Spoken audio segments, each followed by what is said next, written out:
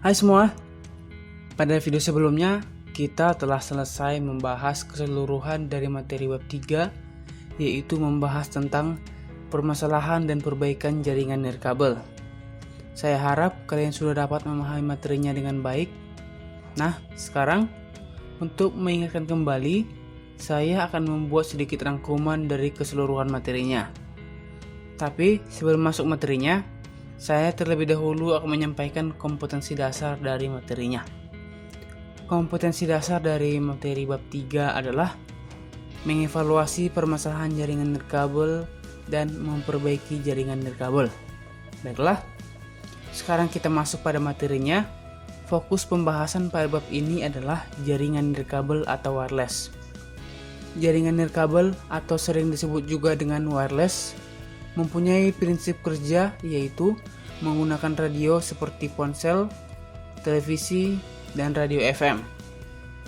Ketika kita ingin menghubungkan jaringan nirkabel dengan komputer atau laptop, maka ada beberapa tahap proses yang harus dilakukan, yang mana proses ini tidak terlalu kita sadari ketika kita sedang menggunakan jaringan nirkabel. Tahap yang pertama adalah scanning wireless access point. Setelah selesai pada tahap scanning ini, maka akan masuk pada tahap kedua, yaitu menentukan wireless access point. Yang mana dalam menentukan access point-nya ada beberapa faktor yang menjadi pertimbangannya, yaitu kekuatan sinyal, preferensi nama jaringan, dan kapabilitas dari access point itu sendiri. Setelah selesai menentukan access point, maka yang selanjutnya dilakukan adalah autentikasi dengan wireless access point. Koneksi akan gagal jika pada proses autentikasi ini terjadi masalah. Jika proses autentikasi sudah selesai, maka yang selanjutnya adalah awal koneksi dengan wireless access point, yang mana pada tahap ini wireless adapter pada device yang kita gunakan, misalnya laptop ataupun ponsel, akan saling bertukar serangkaian pesan dengan access point untuk membentuk suatu koneksi. Dan kemudian tahapan proses yang terakhir adalah koneksi terjalin dan konfigurasi TCP/IP. Setelah kita memahami seluruh tahapan proses konektivitas jaringan nirkabel ini, maka kita akan lebih mudah ketika melakukan troubleshooting masalah jaringan wireless. Sekarang kita masuk pada permasalahan jaringan nirkabel. Ada beberapa masalah yang sering muncul pada jaringan nirkabel. Mungkin di antara kita juga sudah sering mengalaminya. Nah, sekarang kita akan membahas satu persatu. Masalah yang pertama adalah jaringan lambat. Jaringan yang lambat biasanya terjadi karena penggunanya terlalu banyak. Yang bisa dilakukan untuk mengatasi masalah ini adalah dengan membatasi bandwidth yang diterima oleh setiap user. Masalah yang kedua adalah lupa password. Password digunakan untuk membatasi pengguna yang dapat mengakses pada suatu jaringan. Jika kita lupa password pada jaringan kita, maka kita tidak perlu panik, karena kita masih dapat mengatasinya. Hal yang dapat kita lakukan adalah dengan mereset access point atau modem, lalu kita dapat mengatur ulang passwordnya dan membuat password yang baru. Masalah yang ketiga adalah lupa mengatur IP address. Jika lupa mengatur IP address, maka device kita tidak akan bisa terkoneksi.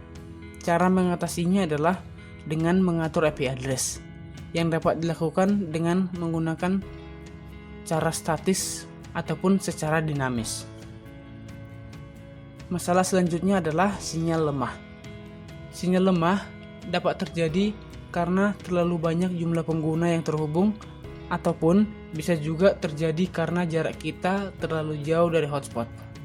Cara mengatasi masalah ini adalah dengan menambahkan hotspot jika terlalu banyak pengguna dalam satu hotspot, dan berpindah ke tempat yang lebih dekat jika jarak hotspotnya terlalu jauh. Masalah yang terakhir adalah wireless network adapter terdisable.